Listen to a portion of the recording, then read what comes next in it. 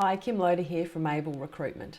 Are you about to start a new job and you would like to know how to make a great first impression?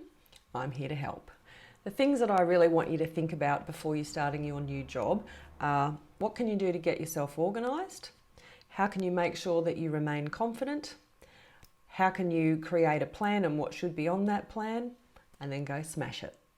So under this first category of getting organised, we're talking about preparation.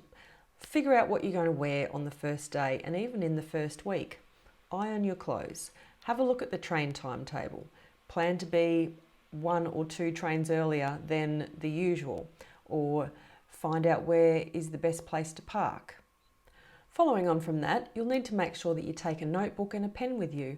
Yes, you may be given some stationery when you first arrived, but wouldn't it be better if you had something of your own so that you're completely prepared if you get through your induction and all that filling out of paperwork really quickly and suddenly you find yourself in training, you'll be organised and you can start taking notes, asking questions, recording those answers and making sure you have that important information that you can refer to yourself instead of having to ask people the same questions over and over again.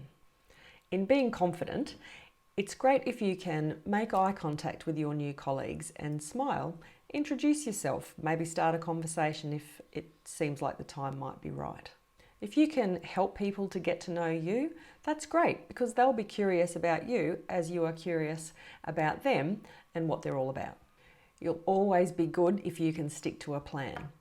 If you're not given a plan of what's expected in your first few days and week and month and few months, why don't you create one for yourself?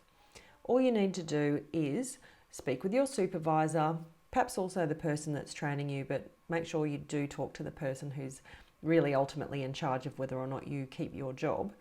Talk to them about what do they expect from you and in what time frames, and ask them for some help if you need it on how you would go about making sure that you hit those targets and milestones, and ask for regular feedback throughout the process so you know that you're on track, or if you need to adjust something along the way, you've got that feedback and you can do those changes as things come up.